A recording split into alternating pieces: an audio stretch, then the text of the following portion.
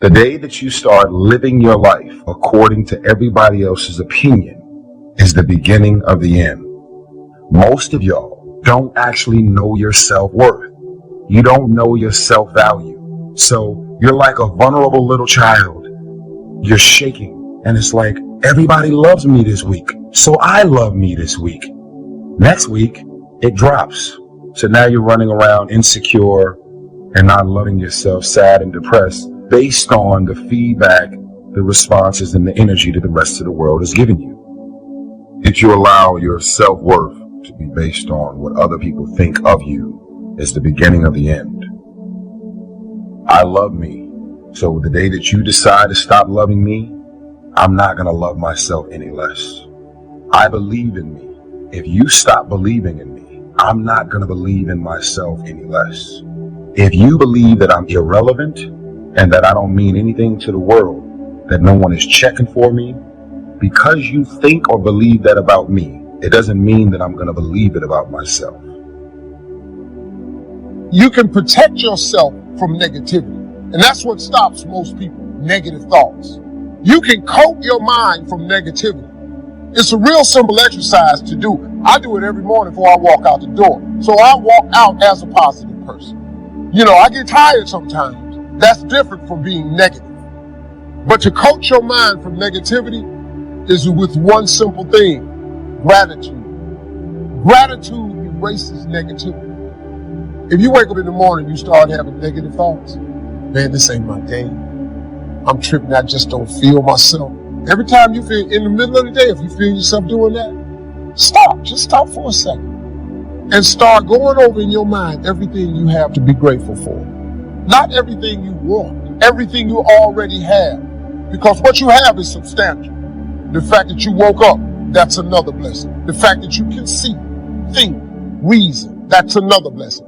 The fact that you have an opportunity to get it right is another blessing. The fact that you have any measure of health, that's another blessing. And I'm just talking to you, I don't even know you. I can give you 50 things you ought to be grateful for right now. I don't even know you.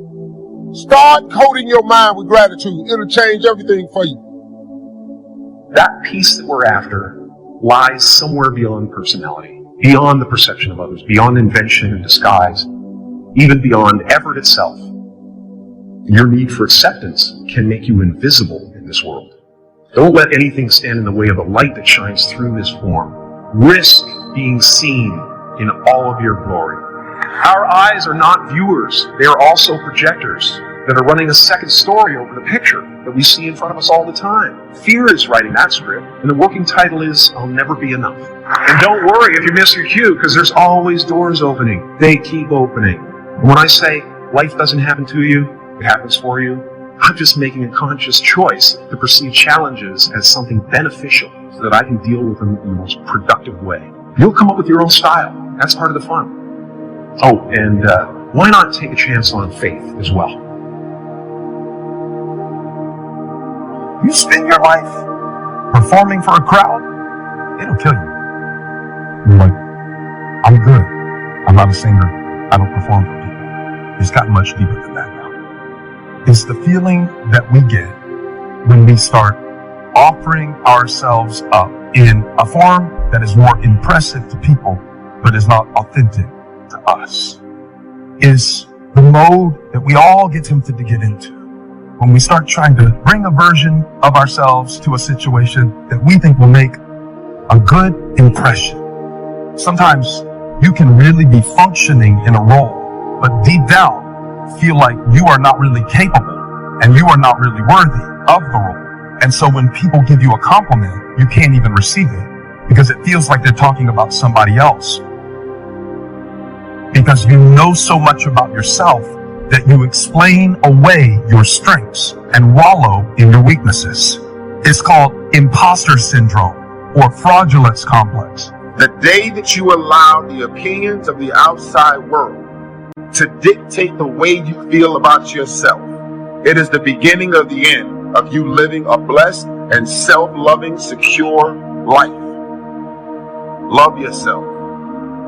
Love yourself. Believe in yourself, independent of the validation of the world. Have opinions and feelings about yourself, independent of the feedback. Why you gotta have somebody calling you beautiful every day in order for you to feel beautiful? Do you believe that you're beautiful? Or do you only believe you're beautiful when other people say that you're beautiful? I'm just asking. Self-love is the cure to self-hate. If you make it to the end of this video, I want you to write, self-love is the cure to self-hate. These are the type of qualities that I'm going and have been instilling in my daughter. There is no man that you could ever meet, Shayla, that can make you feel more amazing than what you're supposed to feel about yourself. Nobody wants to be alone. But if you show up empty, as an empty shell, and you're expecting this man to fulfill you and fill you up with all of the love that doesn't exist, because as soon as he leaves, you're depleted, you're empty, and you have nothing left for yourself again. Never rely or depend on anybody to fulfill your heart. I love me even if you stop loving me. I'm amazing when you don't think I'm amazing. You can say the nastiest, meanest, evilest shit that you could ever conjure up. It will never change the way I feel about myself. I'm telling you, that's the way I live my life. That's how I feel about me. It's something in me that says, I need to do this. So that's the first voice. But we've trained ourselves to ignore this voice and listen to the second voice that I believe is a collection of the average society. It's what we learned. It's the practical voice, the should voice. Whenever you say I should do, where are you getting that from? What society says. Well, we forget society's kind of crazy.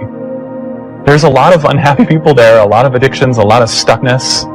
It's like, why are we using them as the bellwether that we should get our advice from, right? So this first voice goes, I think we should do this. And we go right to this voice that says why we shouldn't.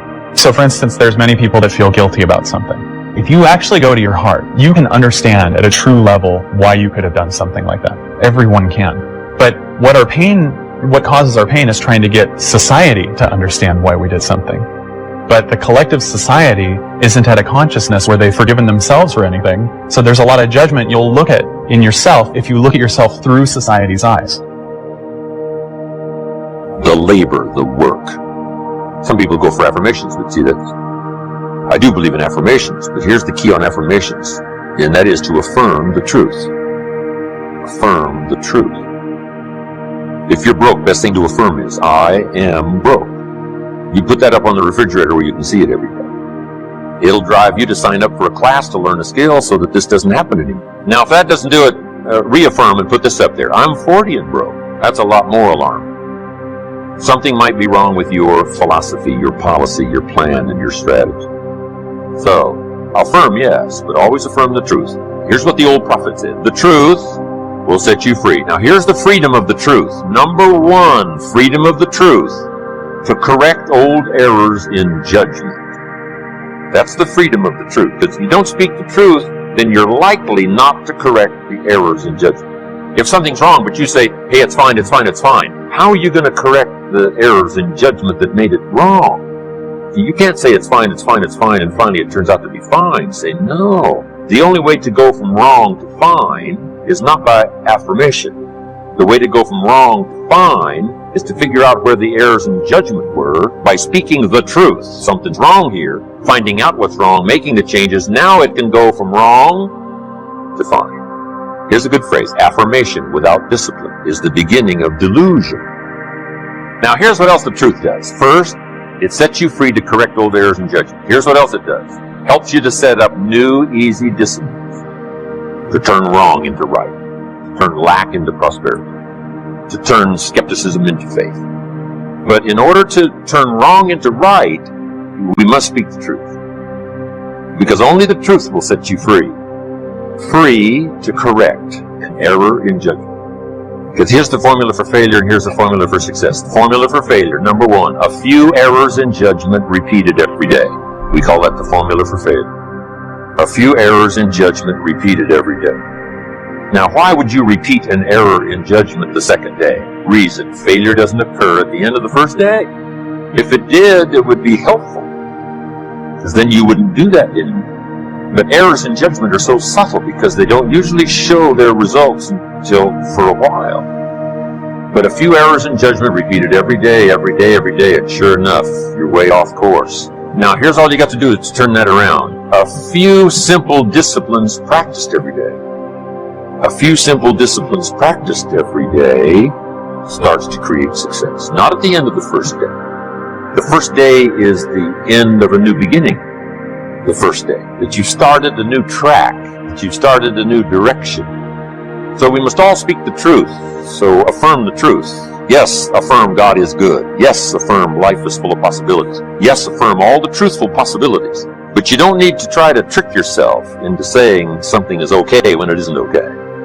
Some people say every day in every way I'm getting better and better. And if that's not true, see, then we call that delusion. If it's not true. If it is true, then it's wonderful. It's fabulous. We should celebrate. But if it's not true, every day in every way I'm getting better and better. See, if that's not true, then it is an affirmation that's destructive. So just affirm the truth. Truth is I lack some skills to multiply my income by 10, which I wish to do in the future.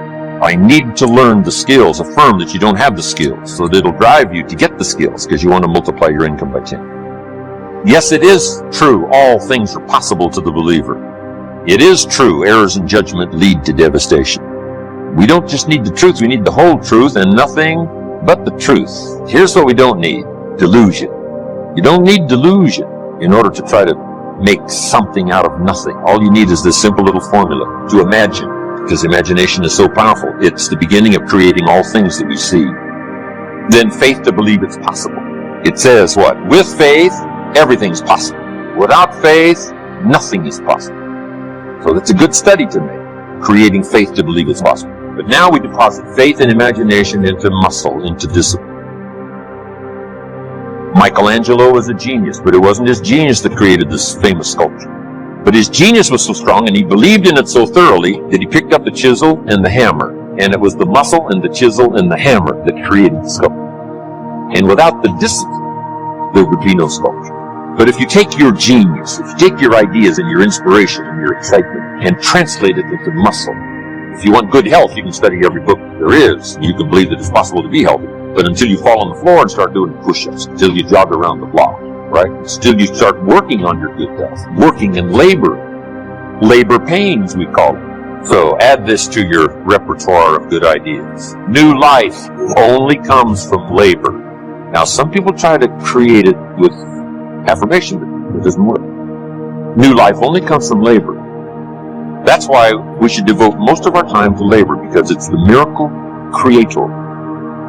It says 6 days labor and 1 day rest. Don't get those numbers mixed up. And here's why. It isn't rest that creates the miracle. It's labor that creates the miracle. And you just go right down the list. Labor creates the miracle of a career. Labor creates the miracle of a hotel. Labor creates the miracle of a fortune. You can have plenty of miracle. You don't need to engage in delusion. Just engage in reality. Here's what's real. Imagination, supported by faith, invested in labor, works miracles. The miracle of a relationship. The labor of my language produces the miracle of sight. Being able to see things you couldn't see before. If I labor well enough with the vocabulary and language that I've got, describing the value of my own ideas translated for you. Maybe it'll help you to see something today, tomorrow, that you've never seen before. So the labor of my language, the work, and lecturing is hard work. They say 1 hour of intense lecturing is like digging ditches for 8 hours. The intensity and the energy and the vitality it takes, right? You just become almost exhausted sometimes in laboring with words to get your vocabulary out there where it touches someone's consciousness so that they can see something they've never seen before. And we call that miracle stuff. I don't know how it works. You don't need to know how it works. All you need is a simple analysis like this. But the labor takes the idea, supported by faith, translate it into labor, and it starts producing all kinds of miracles. So now you can understand that you are a miracle worker. Would a miracle worker sleep late? I doubt it. Unique thing about genius. Genius has no sense of time. It's amazing. If you could have met Michelangelo and, you get there and it's like 11 o'clock. It's like midnight. And you said to Michelangelo, isn't it a little late? And Michelangelo would say, late? What's this late? What does that mean, late? I don't understand late. To a genius, it's not late. To the average person, it's getting late, but to a genius, it's not late. Say, well, Michelangelo, I'll meet you here in the morning and watch you get started. And you got to get there at 4 o'clock. You say, it's really early. And Michelangelo says, early? What's early? I don't understand this. What's this early? It doesn't compute early. Not to a genius. Because the genius is consumed by the finished product. And he devotes his imagination and his faith translated into muscle to produce the sculpture. Now you can do that with your health. Health is just as valuable as the sculpture that inspires the world. You know, your own education, your own future, your own career, your own relationships, building a hotel, creating success, making a fortune. It's all part of the same scheme of imagination, faith, supported by labor. And now, all things are possible to those that believe. Wow. The day that you stand around insecure and not loving yourself, sad and depressed based on the feedback, the response and the energy that the rest of the world has given you, if you allow self-worth to be based what other people think of you, that's beginning of the end. I love me so the day that you decided to stop loving me, I am not going to love myself any less. I believe in me. If you stop believing in me, I am not going to believe in myself any less. If you believe that I am irrelevant and that I don't mean anything, that's no one is checking for me because you think or believe that about me. It doesn't mean that I am going to believe it about myself. You can protect yourself from negativity, and that's what stops most people negative thoughts. You can quote your mind from negativity. It's a real simple exercise to do. I do it every morning before I woke up out the door, so I walk out as a positive person. You know, I get tired sometimes. That's different from being negative, but to quote your mind from negativity is with one simple thing: gratitude. Gratitude is negativity. If you wake up in the morning, you will start having negative thoughts. Man, this in my day, I am tripping, I just don't feel myself. Every time you feel in the middle of the day, if you feel yourself doing that, just stop for a second and start going over in your mind everything you have to be grateful for, not everything you want, everything you already have, because what you have is substantial. The fact that you woke up, that's another blessing. The fact that you can see think reason, that's another blessing.